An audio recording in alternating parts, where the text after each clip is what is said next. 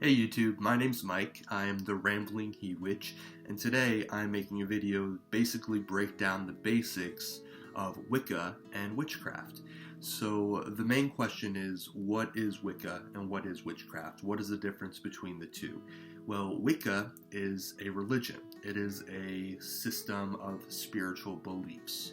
We do believe in God, and we also believe in a goddess, a mother and a father, a god and a goddess of nature. We honor them by celebrating the seasons and celebrating the cycles of the moon and the sun. Because we see the god and the goddess as a part of nature, we hold nature very sacred. Wiccans also follow the Wiccan Rede, which is our only spiritual commandment. And ye harm none, do what ye will. It basically means you can do whatever you want as long as you're not harming yourself or harming other people. That's a big one. We also believe in the threefold law, threefold law is very similar to karma. The idea is that, everything you put out into the world comes back to you, cause and effect. If you put kindness out, you're going to get kindness back, and it's going to help you down the road. But if you put cruelty out in the world, put out negative energy, that negative energy is going to come back and bite you in the butt. Wiccans also believe in reincarnation. The idea is that after we die, we're reborn into a new body and start a new life all over again. The belief is that once our soul has learned enough lessons from enough lifetimes, the soul evolves and kind of is reunited with the god and the goddess in the afterlife. Wiccans also believe in the power of magic. That is where witchcraft comes in. Wicca is a religion, a set of spiritual beliefs, but witchcraft is exactly that. It's a craft. It's the art of using magic to cast spells and create desired change in your life. Now, not all witches are Wiccans, and also not all Wiccans are witches. You can be of any spiritual background to tap into magic, to cast spells. I've known Jewish witches, I've known atheist witches, I've known Christian witches, and some Wiccans, they don't really feel the appeal of magic. They just want to pray to the god and goddess, and they just want to be able to celebrate the seasons, and they don't really care about casting spells. At the end of the day, it's about what aligns with your beliefs and what aligns with your spiritual practice. So say that you're interested in Wicca and witchcraft, but you're not really sure where to start. Right away, I'm going to tell you guys to read. Read. That's the best thing you can do to start off. That's how I started off. And I'm actually going to recommend some of the books that I started off with. Elements of Witchcraft by Ellen Dugan. Phenomenal. Ellen Dugan is a brilliant author. She's down to earth, she's funny, and this book is it really breaks down the four elements and puts emphasis on a connection with nature. This book was actually written for teens, and I read it when I was a teen, but I still go back to it. I'm always going back to it just because that's how good it is. That's how helpful it is. Wicca, A Guide for the Solitary Practitioner by Scott Cunningham. Scott Cunningham is another fantastic author. When Wicca was first becoming public, everyone said, you need a coven, you need someone to induct you into Wicca, otherwise you weren't really Wiccan. They had all these rules and all these traditions, and Scott Cunningham was like, screw that, all you really need is a connection with a god and goddess. You can practice your spirituality your way. You don't have to do it anyone else's way.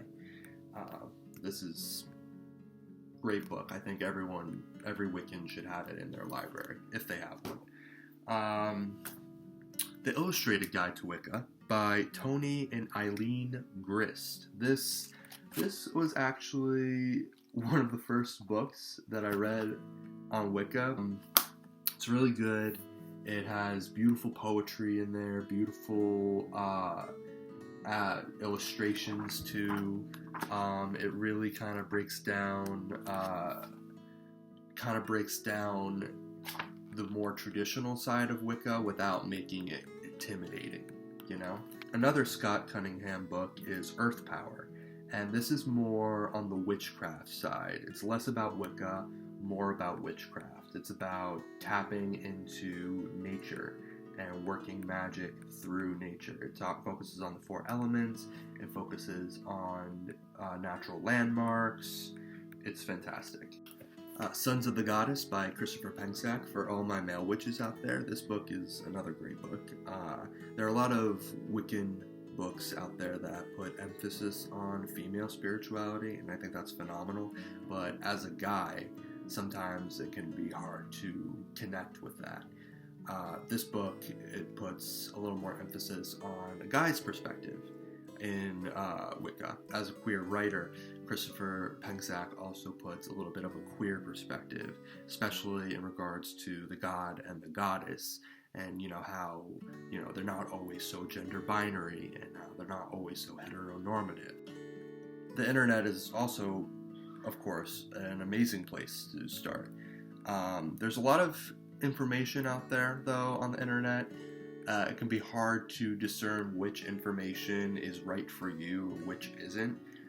For me, the LearnReligions.com has an amazing section on paganism, Wicca, and witchcraft, and it's written mainly by Patty Wingington, who's a great author. She also breaks things down beautifully. She really puts things into a practical sense. I'm going to include a link for that website in the description box below. YouTube, of course, is also a great resource. I know a couple of YouTubers out there who are very knowledgeable in Wicca and witchcraft. You've got the Witch of Wanderlust, she's awesome. You've got Harmony Nice. You've got Charming Pixie Flora, who I don't think she's on YouTube anymore, but I do know that she does have videos still up on YouTube. Also, you can also start putting things into a little bit of practice. You can start trying to connect with nature a little bit. Right now, a lot of people are social distancing and kind of self-quarantining right now. But the cool thing is, it doesn't take a lot to connect with nature. You can meditate in your yard. You can meditate on your back or front porch somewhere outside. If you don't have a porch or if you don't have a yard, you can open your window even and just study the moon and the stars, and you can follow the sun and the clouds and kind of listen to the birds or the animals outside.